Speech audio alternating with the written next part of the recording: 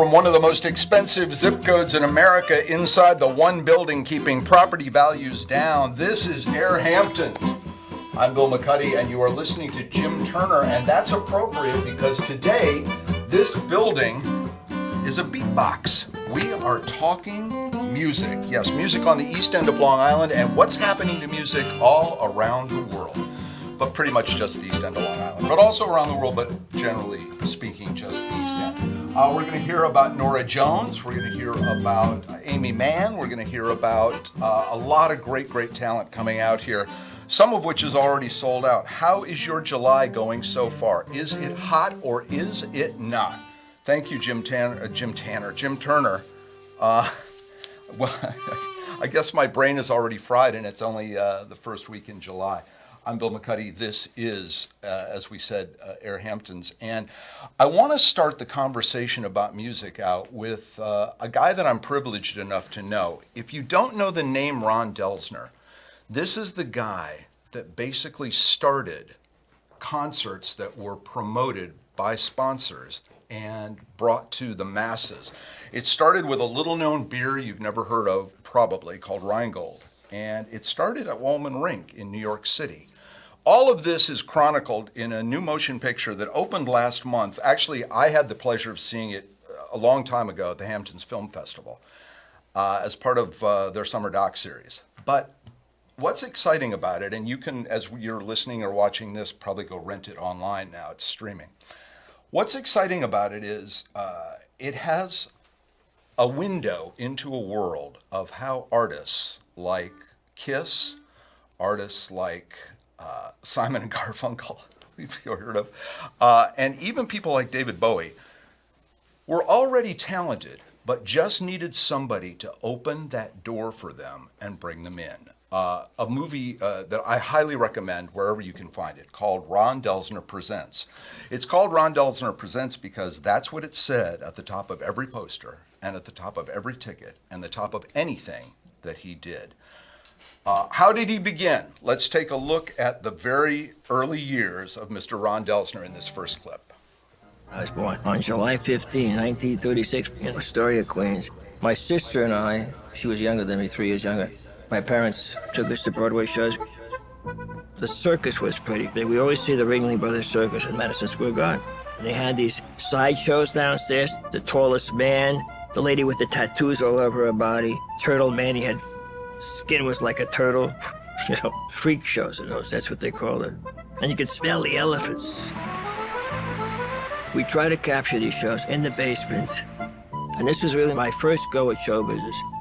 We would invite all the kids in the neighborhood and charge them 5 cents. We put chairs on top of a table. They were sitting in the balcony. And we would just reenact stuff all the time.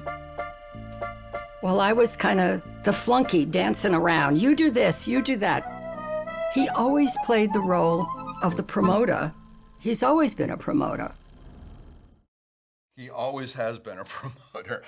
Joining us now is a friend of his. My first guest proves just when you think you're alone, you're not. That's a line we'll explain in a moment. He's been a major force in television, advertising, and music for over 30 years. And some of his musical themes have appeared in TV series, blockbuster films, certified gold CDs, and popular commercial jingles. Most recently, he was an executive vice president of marketing and repertoire at BMG. I love that title. I'd love to see that card. Marketing and repertoire. He is responsible for signing such artists as Roger Waters, Rufus Wainwright, Journey, Chicago, Carlos Santana. The list goes on and on and on. John Leffler, welcome to the program. Thank you, Bill. So we have the distinct pleasure of having met you a lot longer than I, Ron Delsner. How do you describe him to people? Well, he's full of life every second of the day. He's enormously insecure. He's always saying every moment, "Am I doing okay? Is it good? I can't remember. Was it good last night? I don't think I was there." He's like a whirlwind, but there is a brilliance, even today as he gets older, to his clarity about the things that were important to him, and he actually never wavers in that. And if any of us want to learn a lesson from someone as they get older and hopefully wiser, is that Ron always is still passionate about one thing, and that's being involved in music business. He wants to be right in the center of it. And if he could be throwing a concert a once a week to this day at the in his late 80s, Yeah. he would do it. He You know, just loves being part of It it. points out that he's, and it's been said in the press as well, that he's retired, and yet without giving too much about the film away, at the very end, he's still trying to book. He's Yeah. picking up the Yeah. phone and trying Yeah. to put a deal together, trying to make something happen. Some of those deals happen from out here in East Hampton, where he has a home, which is enormously stocked with almost every. Would we call him a hoarder? I mean, he's got everything. Yeah, he's a collector. I don't know if he's a hoarder. He's a collector. I mean, he likes think that's the he likes collect- baseball. He's got more baseball memorabilia in his basement. You know, he loves music, and he's been going back. And he loves jazz, and you know, so his music taste, in some ways, it goes, you know, kind of back to the 30s and 40s. Right. So he's got examples and old albums from that period, besides being on the vanguard of rock and roll, which he's been since the mid 60s. You know. He works constantly, was going out to club after club after club at night, Right. sometimes starting at a show at the Beacon and then going to, I don't know, the Iridium and all these Yeah, other he would places run. until 3 or 4 in the morning. He would make sure that the show got off successfully. Mm-hmm. And then oftentimes he would dart to another theater and see how that's going.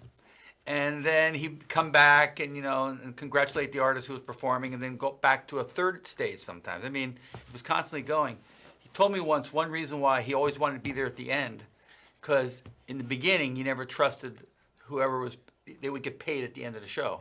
And he never trusted whether he was going to get paid.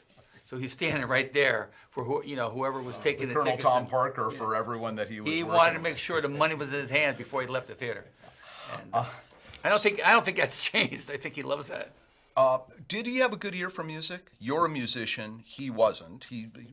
Could he recognize talent, or would he have to be convinced that somebody was good? I actually don't know. I mean, I think he recognizes a social phenomenon. If he knows somebody's really successful or there's a buzz on a guy, he's all over that. He doesn't necessarily sit down and listen to the music like a music critic would and say, "Oh, I love that artist." That's what managers do. Right. Managers will attach themselves with a few artists that they just love the music and they want to, commit themselves to This that. is your hit off the album. He didn't do that. He didn't do that. He just booked the He venue. just and brought them knew in. that The Who was going to bring in a lot of people. And One of the things he also knew was that David Bowie, who was downtown, I guess, at some obscure place, could play Carnegie Hall. And he actually brought him up. And the way in the film I love, he sort of says, no, this guy it's his persona. They weren't getting Bowie at all. And he would say, no, you don't get it. He's Ziggy Stardust. It's another personality. Yeah. He plays, it's a show. Let's do a show. He did the same thing with Kiss. Nobody thought Kiss could be anything. And he didn't at first, according to the film. But then he got on board rather quickly. Yeah, no, I mean, he had great instincts about that stuff. And to another point, all these places where he was promoting, I moved to New York, I think a bit earlier than you did, and you could not see any ad for any concert anywhere in the New York area without what you were just saying, Ron Delzer Presents. And he was the first one to go to Central Park.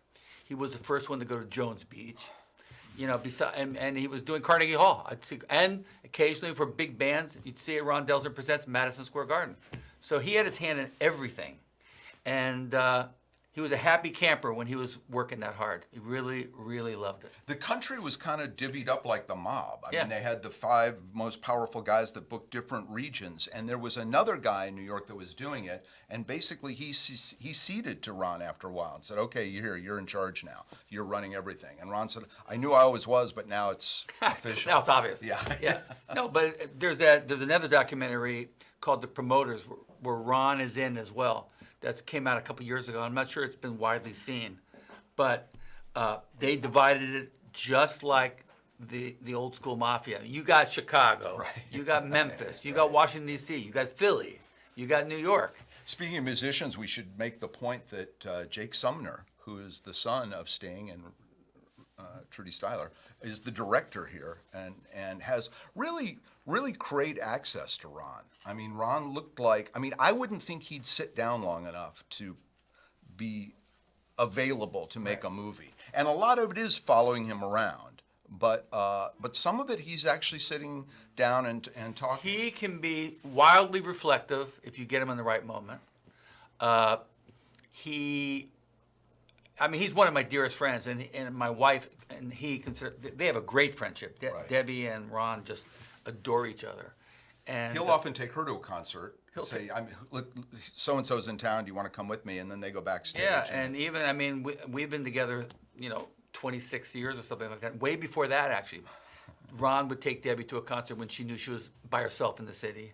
I had the honor one time of doing a thing at your house where you invited a bunch of couples over for Valentine's Day, and I guess it was Debbie that decided we should do the dating game, and I was the MC, and Ron came up before the show and said, you want me to go up and warm them up? And I was like, well, I can't say no to Ron Delsner. I said, I didn't tell him I do stand up or anything like that. He goes, I want to make sure that we get some laughs here tonight. So I was like, okay. Well, he got up and proceeded to tell 3 of the bluest jokes that you've ever heard in your life, and brought the house down. Yeah, no, it was hilarious. At heart is a Borscht Belt comedian. I don't think every other sentence is a joke of some sort. And then he's always pulling legs. Oftentimes, just his sense of humor. And if he walks into a place where people don't know him, they're a little bit, whoa. Really? Be pretty talk about politically sexism and stuff like that. Yeah. It was Well, always it was from a different time. That doesn't. I don't mean to excuse it, but that certainly explains it, I should say. Let's take a look at, in his later life, one of his work days at probably Live Nation, which we'll talk about in a second. This is a typical day in the office for Ron Delsner. Ryan. Hello? Can you hear me? Well, I haven't heard from you. What are we doing? What's going on with the show? Can you give me the dates, please? How can I manage and make maximum dollars on this show? They don't get it. They don't get it. This freaking somebody out there doesn't. I don't understand this. I'm working on Nora Jones. Yeah, I think Nora's bigger than Fiona Apple, don't you? Diane, email me the ticket scaling right now. I want to make some money. Hang up. That's the way you got to do it, okay? You're aggressive. You see this? It doesn't get any smaller. I'm deluged with work. Yeah, it's on my desk. I have a pile of fucking papers. Diane, what are we looking at again? Diane. Hi. First of all, we just got to do a shout out to Diane. Because Diane's been, until maybe very recently, he's been his assistant or secretary or executive assistant, whatever. But pretty much every other sentence, Diane. People are close to Ron, have her phone number. I would think he had burned through a lot of assistants, but she looked pretty tired there, and I don't even think that's the end of her career. That's in the middle of it. We should have mentioned earlier in the show, when we showed the earlier clip, that was his sister. Harriet. So the little girl that helped him do these little circus events in the basement is still his partner and works with him. And she actually, until pretty recently, maybe even now, I'm not sure, oversees now Jones Beach as part of the Delsner kind of empire. He can pick up a phone, get anyone on the line, but he doesn't want to stay on the phone with them for very long because he's moving on to the next thing. He's moving. Yeah. One of the things that was interesting was in 1981, they wanted to do a concert in Central Park. And they called Ron and they said, can you get, I think Mayor Lindsay, somebody important, maybe Koch, called him and said, can you get Simon and Garfunkel? And he said, they're not together anymore. And they said, well, if anybody can do it, you can. So he hangs up and he calls Paul Simon, and then he hangs up and he calls Art Garfunkel. Then he calls Paul Simon back and he says, well, Art's in if you're in. And so that was the first step. And then the second step was, who's going to open? Because they had broken up and they were performing separately. Is Paul going to open for us? So you watch the whole thing as Paul Simon tells the story in this film. And he comes to the conclusion that must have been what Ron had planned all along. They were going to reunite for the concert, and they did. Yeah. And 50,000 people were expected, and 500,000 people showed up. Yeah, no, I happened to have been there. It was a magical night when Art Garfunkel started singing. The place went crazy. It was clear that while, truthfully, the dominant musical force is Paul Simon, but when they were together, there was magic. And everyone was just hungry for it, for some more. And that night was pretty amazing. It was like Martin and Lewis when Sinatra walked Dean Martin back out and reunited the two of them. Not quite as dramatic as that, but that's the guy. He's the guy. Ron Delsner was the glue. And everybody, everywhere you go in the music business, or backstage, Grammys, some event, some concert, everybody, Ronnie, old Ronnie, they're all hugging him. They all love him. They're all laughing with him. Bette Midler calls him crazy in the film, but then says, "But a good kind of crazy." Yeah, I love him. Everybody seemed. Was there anyone that didn't like this guy? Not really. I mean, I think maybe some people collecting money at a ticket in a ticket office. I mean, he was giving them a lot of crap probably, but because he wanted to make sure every dollar was coming in. Well, you say every dollar. Those first concerts cost $1, and that's one of the reasons they were so successful. Yeah, in I know the Central Woolman Park. Ring thing, which I didn't really know.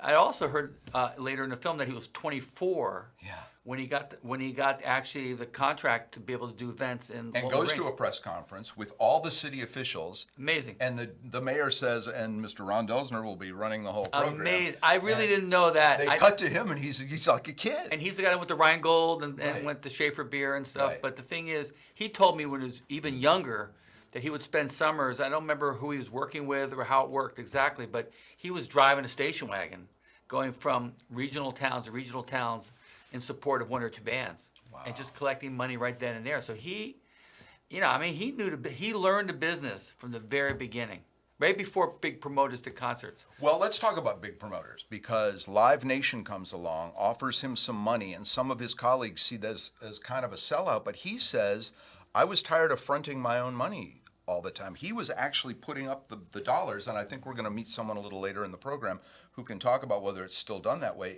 But let me ask you, does the business still run the same way, or have things like Live Nation changed the whole? Well, I mean, I think you can't really be a promoter unless you have an affiliation with some of the big guys. You have AEG and you have Live Nation, and it's such big business. And the artists insist on a bigger percentage than they used to do in the old days. So, Right. I mean, there's not a big margin for the promoters anymore. I mean, it's down to 10, 12%, 13%. And it's not 40%, 50% like in the old days. So it's very risky, and the upside isn't as great. You have to do a lot more shows to kind of make as much money. Is that where they make their money now? Is that because, Well, that's what Live Nation- because well, of Spotify and streaming and everything getting a penny? Well, you're talking about artists? Yeah, Artists. touring artists. Yeah, I mean, at the moment, live performing is, on the whole, the way they make most of their money, all types of artists. And it's a lot of work, and it's still kind of old. It's not as much fun as it may appear to somebody watching someone on stage. It's a shitload of work. You're getting in a bus or a plane, and you're showing up.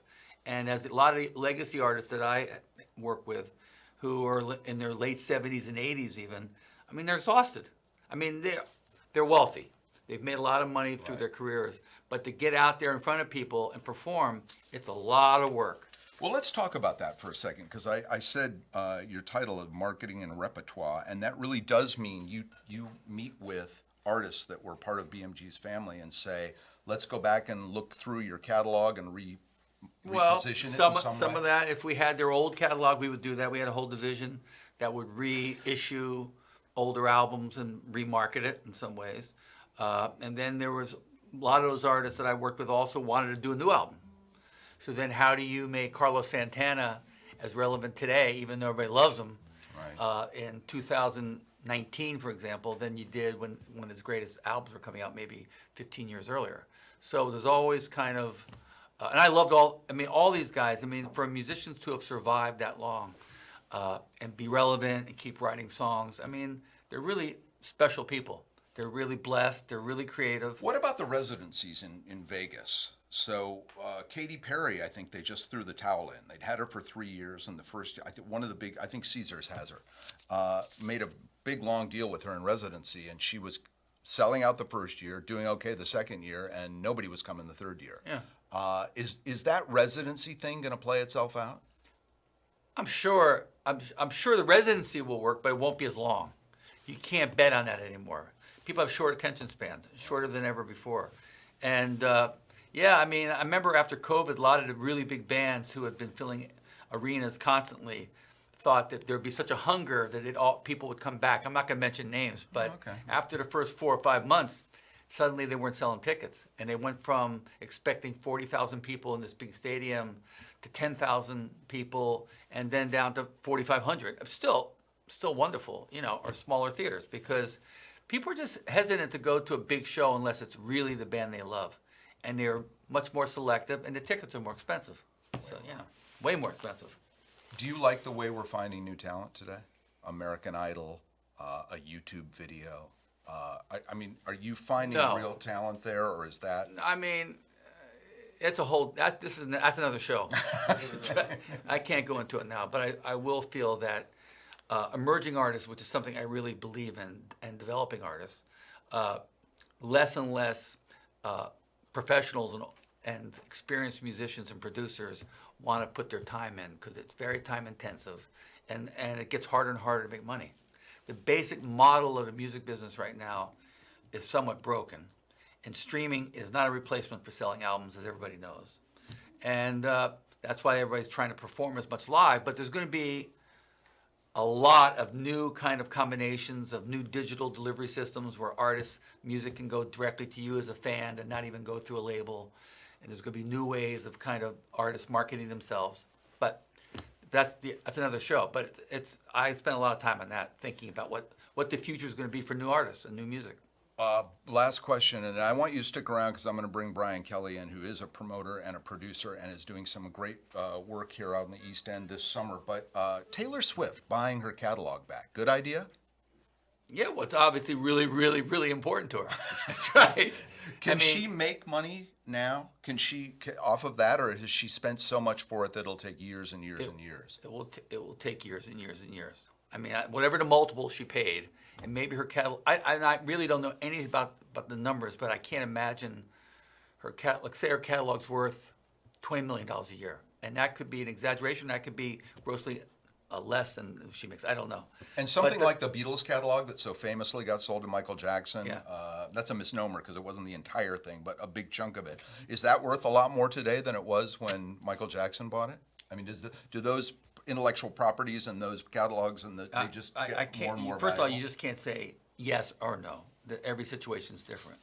But I do know that after 10 years of owning one of the best catalogs in the world, you still have to work it. It just doesn't magically continue to have a steady cash flow. None of them do. Right. You really have to continually reinvent it, and all the publishing companies and the labels that have bought these catalogs or master catalogs, they're prepared to continue to market them and reinvent them. I introduced you by saying, just when you think you're alone, you're not. That's a line from the Kate and Allie There you go. Last song. sitcom There that you you go. sang. Thank you. I went to YouTube and listened to that thing, and that's your voice. It is. And, any residuals still rolling in from Nope. Kate and Allie? Yeah, like 5 cents. And what about Pokemon? I should never mention this, but you wrote Pokemon Mon. Yeah, And that- Pokemon, got to catch them all. is Pokemon, that yeah. making Pokemon That, money? that has been very successful. Congratulations. John, sit still. Jim Turner, give us a little promotion, like behind the scenes promo music. And Ron Delsner's movie, again, is called Ron Delsner Presents, and it is streaming wherever you find great movies. I vote in something called the Critics' Choice Documentary Awards, and I will be nominating Mr. Delsner's fine new film, assuming that it's that we can. Thank you, Jim That Turner. sounds great. That was awesome. That was awesome. John, say hello to Brian Kelly. Brian. He has something called Murmur Presents. Here, he's a Presents also. He's got Presents in his name. Murmur, for some reason that he'll explain, is spelled M-U-R-M-M. No, M-U-R-M-R-R. That's correct. And Brian has a company that's, we should say, New York centric. I mean, it starts here and brings people from around the world to various venues. His partners include the Opera House in Brooklyn, the Montauk Point Lighthouse in Montauk, Canoe Place Rufus in did that. Was it a year ago Hamptons, he one did of our it? 2 years favorites, the Miami Band Shell in Miami, and many, many more. Brian, welcome. I guess we're going to talk about all the artists you're bringing out here because it's an unbelievable roster. I don't know how you're even having time to sit with us here today. But how has the business model changed since Ron Delsner started booking? Well, I think what you had said before, I mean, it's pretty dramatic in terms of how it's changed. I mean, back in the day, you'd be able to make like 40% on a show, and now it's like 15%, better than 12. You had said 12, but I'm making 15. Yeah, good. You're a good businessman. Brian Mark's he gets a little. But yeah, I mean, there are other revenue streams in terms of to make this like financially viable. Like there's sponsorships that are included, and there's different ways of sort of differentiating that. Do guys like you do what Ron used to do, which is put up the money to hire the talent and wait for the Yeah. tickets to sell? I put up the money. That's incredibly risky. Yeah, might be in a doghouse soon. And is your end play sort of what he was doing, which is try to get somebody like a Live Nation to come along, or and just Not, pick you? as of right now, no. I mean, the goal is just to like make interesting content and create like cultural continuity and just be as ambitious as possible. So, By the way, just Ron's intent wasn't to sell ever. right. It just things happened. One day he was offered a lot of money. Right, but if that was the blueprint for somebody like Brian now, and I would say, oh, maybe there is an end game that includes somebody coming along and Yeah. maybe taking on some of the burden for you, or that risk. Yeah, I think sometimes those things come up, but and it's a personal choice. But for right now, like the team that we have, we love what we do, and we just want to kind of see. Let's start at the Lighthouse, Yeah. because Nora Jones is coming. She's better than Fiona Apple, according to Ron. According to Ron. So good luck. Oh, watch out. Congratulations. The building can blow up. Expect a call from Fiona. But that's a fundraiser you do. You've had John Mulaney there, the great Yeah, comic. John Mulaney. You've had Rufus Wainwright. You've had Rufus Wainwright. Yeah. You've had some of John's artists. Yeah. And this year, Nora. Nora. What is the function of why are we paying for their lighthouse? The government doesn't do that. No, the government doesn't subsidize it. I mean, it's privately owned, and these fundraisers are sort of like crucial to sustainability there. So, we have 2 events per summer, and we're doing Kevin Hart too. Yeah. Oh, it's great. Is he going to sing? I hope so. But yeah, so I mean, these events are essential to kind of keeping the lights on, so to speak. It really helps. So I mean, the ticket prices can be a little elevated, but the reason is because it is a fundraiser. So Yeah, and yet I think we discussed before the ticket prices aren't that crazy. No, I mean, they're not. and it's almost all deductible. It all Yeah. goes to it's a 501(c), and so Nora is when in August 2nd. August 2nd. Yeah. And we got Kevin Hart coming up any day now. Yeah, July 12th. Yeah, Just it's a few coming up. days from Yeah, now. Yeah. Yeah, so I'm fascinated by the way this business works, because when you watch Ron's documentary, you realize it's just kind of, you're learning new stuff every day. It's on the job, and you're in the trenches, and you're making some of it up until it all comes together. Yeah.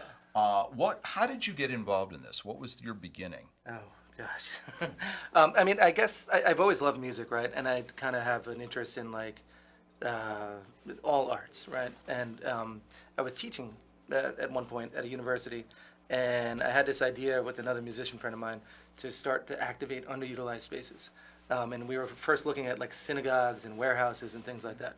And when we went in there, we started small, and it was like the first show was at a synagogue that held like 500 people. And from there, we knew sound explicitly, so we were able to outfit the space with really, really high-end sound, because we were Like raves, like pop-ups for one or two nights? It was a synagogue, so it was like a seated event. But like because we were sort of affiliated with a lot of the industry, like one of our first shows, we had like Tori Amos there, we had Billy Corgan, so it kind of got started quickly, right? And it just. The year is when? How long ago This was that? 9 years ago, I guess it was, yeah. From there it just kind of grew. I mean, it just became like habit forming. Like it's like, what's the next exciting show to kind of build? It feels like almost like storytelling in a way to me. Where do you? I haven't been to the Montauk events. I apologize. Yeah. I will come this year. Yeah. Where is that? Is it outdoors? It's outdoors. It's on the ocean. Stage you make yourself. Yeah, we build it from zero. I mean, there's nothing there. There's like there's a basic stage, but we erect everything. I've been to a wedding there, right? Yeah, I mean, did they probably. do that on that flat part there's a little trail you Like walk the to? grassy and, knoll that goes down and Yeah. overlooking the ocean. Yeah. wear a parachute. And it's very weather contingent. It is. Have you ever been rained out there? No. But the last year we did a show with an artist named Leve, and we had a thunderstorm coming, and we timed it. Like we were all looking at the clouds, and it was like lightning flying through the clouds, and like at any minute we had to like pull the plug. But she was able to finish her set. There's a great moment in Ron's film where he's doing a concert and there's lightning and he goes, guys, that's heat lightning. It's okay. It's I said okay. the same thing. You're seeing the storm coming in. They're telling the artist to hurry up and get through all the songs. I mean, he is very honest about all the things that can go wrong, probably will go wrong. Yeah. And you must share that same kind of Oh, yeah. nonstop anxiety. There is a lot of anxiety to it, and there's a lot of like moving pieces, and like things are constantly unpredictable. And there's a sense, I mean, the team always says like you're constantly putting out fires, like things are always going wrong. It's sort of like kind of keeping that composure to know that you can sort of like solve the problem, because like it's gonna go wrong. Like there's just a million things that go wrong all the time, but like you keep a straight face, and your team kind of just works, and these things kind of come together, and And hopefully. it's kind of fun, right? Yeah, There's it's an energy amazing. to it. Yeah, If there's it a- works, sure, There's it's an exciting. energy to it. Like it's really kind of like It's like the you're show. We alive. have no It's idea. live, yeah. You're alive. You're not like Yeah. you're not Just sitting like back. this. Yeah. It's great. And there's always a moment like in a show where I'll walk out into the audience when it's happening, and like you just like feel it, and like the energy's kind of moving around, and it's just like It's exciting, right? yeah, it's just a beautiful feeling, and it's just Congratulations. exciting to kind of bring people together. And that's when you take the big beach ball and you throw it. Yeah, and yeah, you yeah, throw it. yeah, exactly.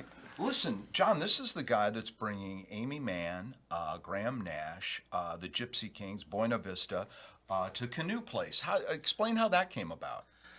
Friend of a friend of a friend told me that they were looking to maybe do some programming there, and I kind of whittled my way in and had a conversation, and we started. And there was a shared vision about wanting to kind of harken back to the old days where they did all those amazing concerts.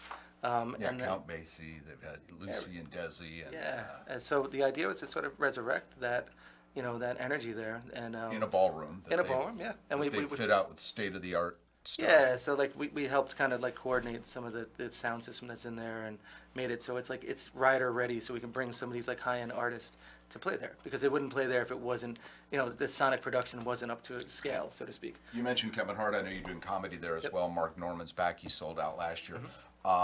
I'm fascinated by by the way, anyone who was there got a treat with Jeff Goldblum last year, who also sold out. One of the oddest shows I've ever seen, because it was supposed to start at 8 o'clock, and at about 7:30, he just wandered. It's the only way to put it. Wandered up to the stage. There were still people. There was a bar in the other room, so people were getting the drinks and thinking they had a half an hour left. And all of a sudden, he's up there and tapping on. And hey, everybody, who's here from the furthest distance? It was just so casual and organic, and it became a 30-minute warm-up that he did for himself, where he did trivia questions. He played games with people. A woman stood up and said she'd gone on a date with him one time. And, That's great. He didn't quite remember, but it was tremendous. So That's that unpredictability that I was talking about. I mean, yeah. it's cool. Yep. It's cool. And what do you tell artists who've never been to either Hampton Bays or the Hamptons about what they'll expect out here? In the room and in the audience. Yeah, I mean, like the idea what we were saying before, we sell them on the idea that we have like production value that is going to make them look and sound good, right?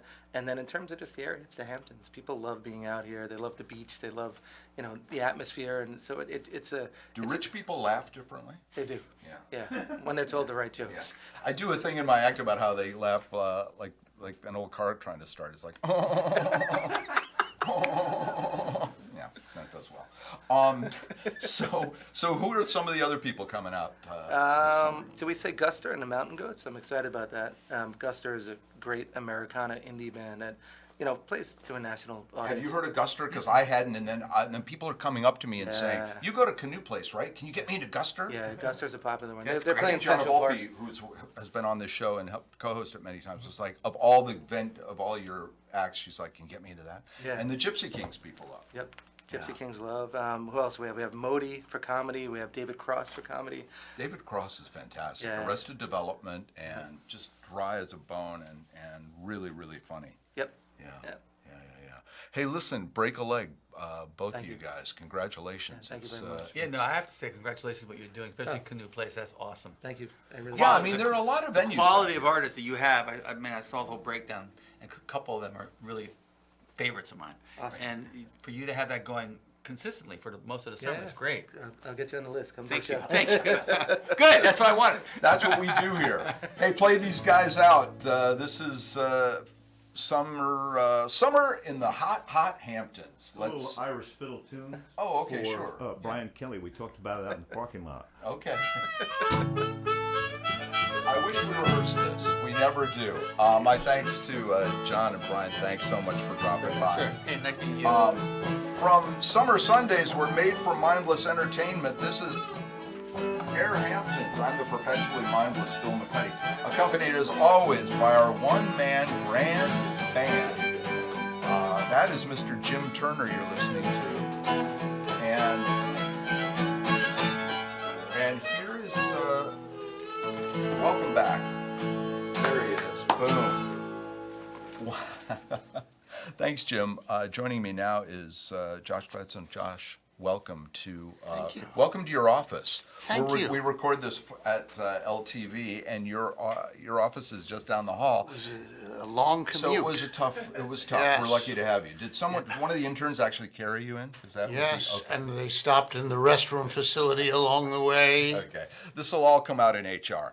This will come out at the trial. So, to explain what the summer songbook here at LTV Oh, is. thanks for asking, Bill. It's so nice of you. So 2 years ago, we launched a pilot here at LTV. And Michael Clark said, "Can you do some performing arts here in this gorgeous Studio 3 space?" Which you know, but many folks may not realize. It's a blank canvas. Gorgeous is a stretch. I mean, the facilities are first rate in terms of lighting and I like to say funky. okay, funky. I There like you to say go. funky Yeah, that's because better. it is. It's like a downtown, flexible black box space Yes. in the middle of the woods by the airport in an industrial zone. But you walk I saw in. some comic here one time. I'm sorry to interrupt, but I saw some comic get up on that stage and go, "Where the hell am I? I think this is a hostage situation. I don't know where." They drove me through the woods. They took the blindfold off, and I'm in a Butler building inside. And of course, it killed. But yeah, I mean, but the point is, Yeah, it's if a you weird build space. it, if you build it, they will come. They that's- are. Right. They are. And so we've got this. I mean, you got to see it. If you haven't been yet, your viewers. No, I haven't. You've been. Right. You hosted for us Yes. last year in our wonderful auction where we raised $11. Thank you. Yes, I'm really good. It was terrific. It was twice what you expected. Yeah, no, it was. We knew we had to bring a ringer in. No, it's so. Mike said, "Come and do this. What can you do to help turn this underutilized funky space into more of a destination?" And so I thought the songbook series has been bread and butter for the last 20 years when I ran the John Drew Theater at Guildhall. Right. And there's an audience for it. And so we tried to pilot 5 shows the first summer, 2023, and it caught on. And at that time, Donna Rubin, who's a wonderful producer, came and she said, "This is great. I love Mark Nadler, who's one of our ongoing performers. I'm doing a documentary," she said, "about Mark, and I'd like to shoot some of it here at LTV. We are a multimedia center." And she said, "Can I help produce next year?" And I said, "That's amazing because LTV has that $11 budget that you raised for us." And so it really had to be about finding artists who were willing to take a chance and come out to this space and see what they could do and do door deals with us. And A door deal means basically whatever you get for. yeah, we're gonna split the gate with you. And we started with a very modest way guarantee. back to the oldest jazz clubs and like that. Right. That was like that's. But you know, after the pandemic, the cabaret world was so rocked, Right. and so many rooms closed down, and so many venues became unavailable that people were hungry to work again. And so, to launch a new room for this specific art form, the artist said, "Yes, we want to help you to make this a destination." So And they like the acoustics. They like the lighting. They like the way everything sounds. it sounds great. The room sounds surprisingly good. And for a guy from Guildhall, it's like when Santa in Miracle on 34th Street it works for Macy's but sends people to Gimbel's. There's plenty of room out here for as many venues as Oh, want I to think open so. up, right? The gentlemen who were just here, Canoe Place, I mean, Right. my hat off to them because they're kind of they're even newer than us, I think, doing this kind of programming, and they're doing amazing work. But, you know, the Hamptons are exploded with visitors, even with Europeans perhaps coming less so. But I think, you know, you could drive down Memorial Day and the place is mobbed. Right. And it will be more mobbed when this airs in July. And so there's plenty of venues, plenty of performing arts everywhere. You know, Bay Street, Guildhall, West Hampton Beach, Canoe Place, all doing well. But LTV is competitive. We are, I call us the funky downtown off Broadway of the Hamptons. And if you can find us here way off the beaten path, and you're going to find a hidden treasure. If Intimate we could be in a room. basement, we would be. Yeah, 150 to 180 seats, cafe tables, ambient lighting, a bar. We've got Bottle Hampton as a sponsor, providing spirits and wine. We've got And what are ticket prices ranging from So the low they- to the high? $60 is a general admission ticket, which is pretty reasonable for world-class Broadway level Well, let's talk about entertainment. who's coming this summer. Who do you have? So we launch on July 5th with Marilyn May. And this is a party. This is a more expensive ticket because Hamptons party people will be catering. We've got light bites. We've got Prosecco toasts. And it's Let me Marilyn remind May. you, that was last night. How'd it go? Oh, that was last night? Was it when this aired? It was great, right? Oh, it You was were great. sold out. It was great. Yeah, it was sold out. I guess it's pretty obvious at this point that we have taped this before, but I'm sure. What a night it was! She's Bill, thank she's you. It was amazing. I've seen her at 97 54 years Below. old. I've seen her Yes. at the Friars. I've seen her. I mean, I've been watching her on television for years. She had the most appearances of anybody on Johnny Carson. I think she holds a And record Mike for that. Douglas, Right. and Merv, and all of that. stuff. So the fact that she is still working, Right. still touring, still sounds good, still sharp as a tack, she's a legend. So it's a great way. It was a great way to launch who the else is series. coming? And if you missed it, Who's coming? So we have Leroy Reams, who's another legend of the cabaret world, very funny guy, and he's doing a show that is called Betty and Me. I have my cheat sheet here. Me and Betty. It's about him and Lauren Bacall. He had a very close personal relationship with Lauren Bacall, and it's anecdotes and stories and songs and Going to the insight. Dakota and running into John and Yoko and stuff All of like that. Yes, and he's a raconteur and he's very funny. If you've never seen him live, he's a little bawdy. He's good. It's okay. Speaking of body, this summer we'll get back to this in a second. Are we gonna have any more drag bingo? Yes, the variety show has that kills promised here. to That's come back. Yes. See, that's just another example of anything, and obviously this show proves it as well. Anything goes here at LTV and our partners on WFM. But so who else is in the songbook? Okay, so you got Leroy Reams. You've got Liz Calloway of the Calloway Sisters. yeah. She's an Emmy winning, Grammy nominated, Tony nominated artist with a long and storied career. She's doing selections of Broadway hits. That's terrific. We've got the Al Hirschfeld Foundation, the famous artist from the Times, the Lion King, Right.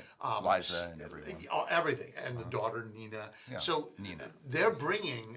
This is Lynn Seri is the chair of the Hirschfeld Foundation, and she's come on as a sponsor of the series. Along with Howard and Eleanor Morgan. I got a hats off mention to them because these folks have realized how wonderful and intimate this LTV space is, and so they've started to bring funding and resources. So Lynn Seri brought the Hirschfeld Foundation. David Leopold, my friend, the creative director, is going to give stories about Hirschfeld's fascinating long career. No kidding. Illustrating for the Times, doing every Broadway show That sounds like a ran for the documentary. 20th That century. sounds like that would make a It's going great to be a great night. Eric Comstock and Barbara Fasano, who are a fabulous couple, are going to be joining David Leopold, and they're going to be doing, again, songs, stories from Hirschfeld's oeuvre, and there will be Hirschfeld prints here at LTV. We have a gallery here. I have Ms. Rahi curates, and we will be selling prints as well. Proceeds from the sale will go to support the LTV Roof Fund, which, as you know, is collapsing above us even as we speak. Yes, it's soon going to be an open air facility, which Yes, will be lovely on arena. some days and not as nice on others. Amphitheater. So you got Hirschfeld coming.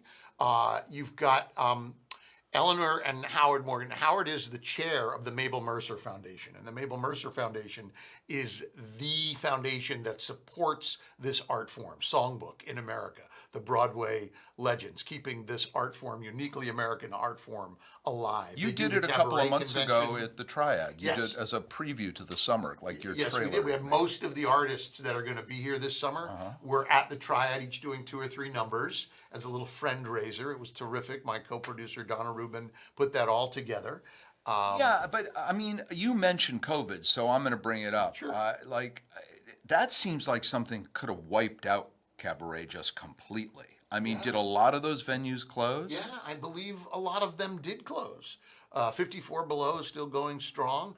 I'm not familiar enough with the cabaret world to know which rooms shut down, but I will say to you that when Christine Andreas, who was a great Broadway chanteuse, was here in the first year we did this as a pilot, and then she came back and did an encore last year. But she went on at some length about how important it is, how vital it is to keep this art form going, and how few opportunities there are left for performance around the country. The It's not just that New York Algonquin lost Hotel rooms. had a great one, and there was something at the top of, I think it was called Rainbow and Stars at the top of 30 Rock. And I'd be hard pressed to tell you which ones are still in business, but she said that around the country rooms disappeared. So to have a new one coming on board, and that's why all these artists gave their time at the Triad. Nobody got paid for that, but they came and did numbers. They were in the city. It was easy for them to get to. So you got them. Now we've got the Mabel Mercer Foundation, which does the cabaret convention every fall. So they're bringing 4 artists. K.T. Sullivan and Mark Nadler are going to be joined. I just have to look quickly because I just met these artists, Natalie Douglas and Marta Sanders, who I saw at the Triad, and who good. I'm delighted are coming back. They're coming out together, or they're great. gonna be All over 4. different It's gonna be nights? 4 Oh, artists okay. in one night doing a whole. So for July and August, do we have something pretty much happening almost every weekend? Saturday, Or every night? Saturday at LTV, we take a short break when we go off site for. Can I plug something that's not please. music? Yeah, Well, sure. it's music adjacent. Sure. The Hamptons Dance Project. This will tell me be about the that. 7th season of the Hamptons Dance Project. Can people go and see that? Oh God, yes. Oh, okay. So LTV, this is the first year that we will become the partners, the Hamptons-based partners of the Hamptons Dance Project. The Hamptons Dance Project was founded by a guy named Jose Sebastian. He's a principal dancer of the American Ballet Theater. He's a young, incredible artist, and he's friends with all of the hottest young dancers working in New York today, around the world today, choreographers, musicians, cutting-edge artists, and they perform at a place called Fireplace Lodge, which is at a secret location out in Springs, overlooking Accabonac Harbor. And there's a stage on the side of a hill, and these dancers perform an evening at dusk of dance, 200 people seated against the cliff overlooking the bay with the dancers at sundown, wine and drinks reception. It's one of the most, and I've been out here now 30 years doing cultural programming, and I can tell you this is one of the most beautiful, unique events, experiences in the entire region. There's nothing like it. These dancers are incredible. And the sound going out across the bay and the dancers with the sun behind them setting, it's spectacular. And when's that? And by the way, I And LTV is apologize. partnering. Thank you for being part of this program, but there's no. nothing cultural about me. But but what date is that? Okay, so we're taking a break from Songbook, August 8th, 9th, and 10th. Oh, 3 nights. The whole LTV team, some of these guys here in the room, will be going out to Fireplace Lodge to help operate and run this. And in the event of rain, we'll all come scurrying back here to the off-Broadway of the Hamptons, and we'll do it right here in Studio Funky 3. But this is, so we've got these songbook singers, we've got Moipe coming, which are these 3, Mary Marta, oh my God, I'm forgetting the third name, Mary Marta and Maggie. Mary Marta, Maggie, Moipe. 3M. They must have a corporate sponsor. They do. They will, if you can get involved. I'll Thank you try. so much. Yeah. So The this. Moipe triplets Okay. from Kenya.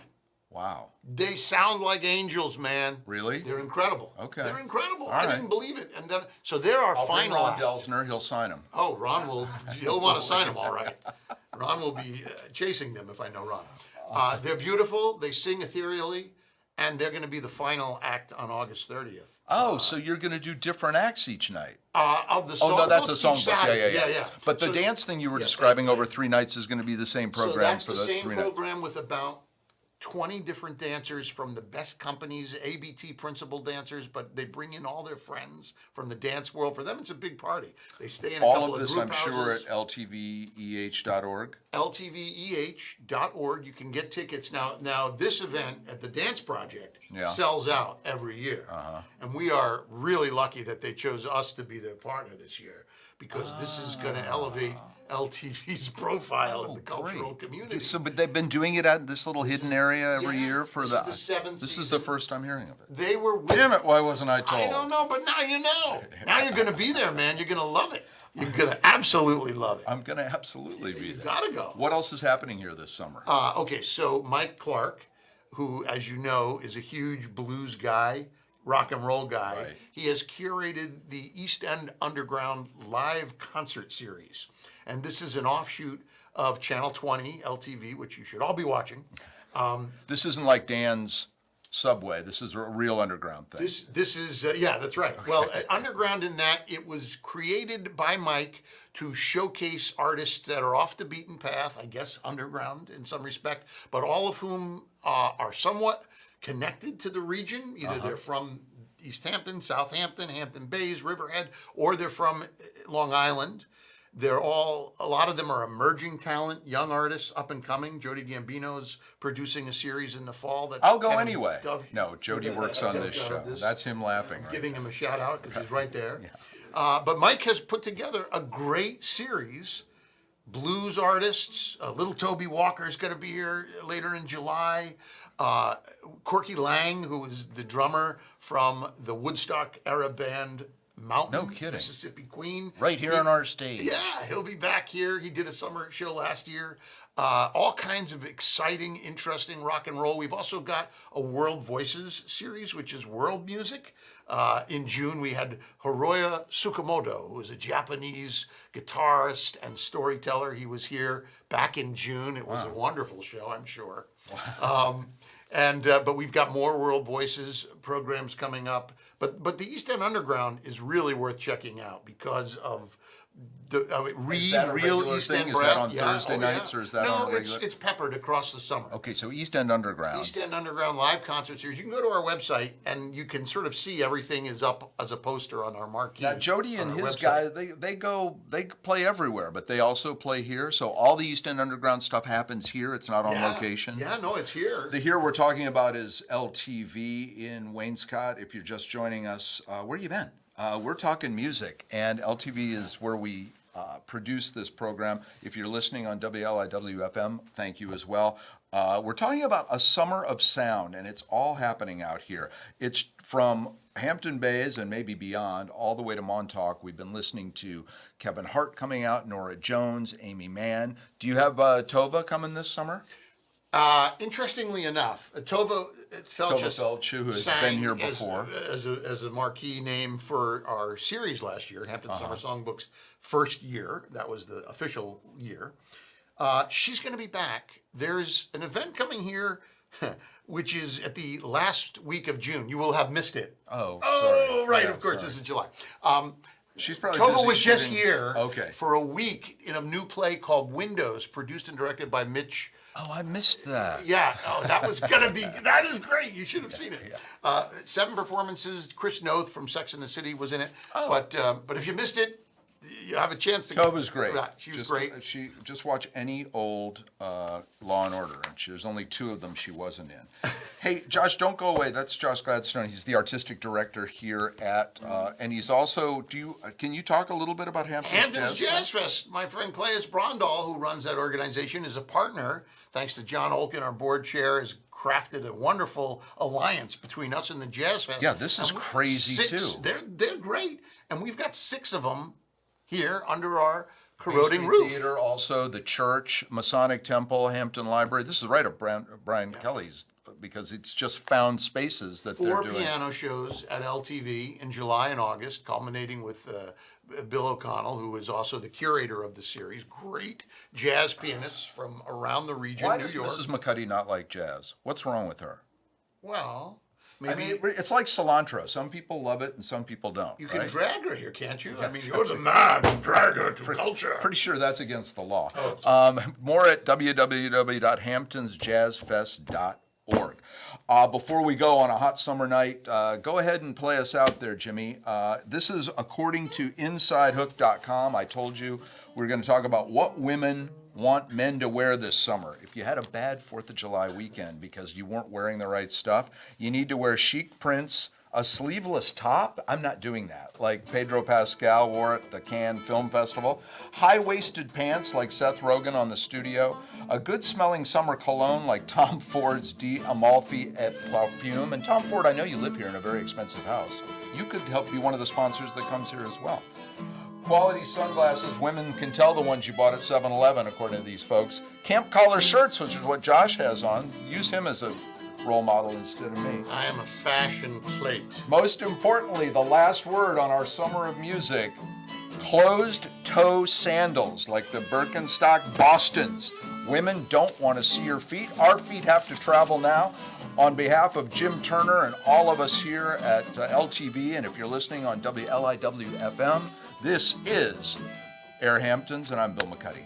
Thanks for joining us.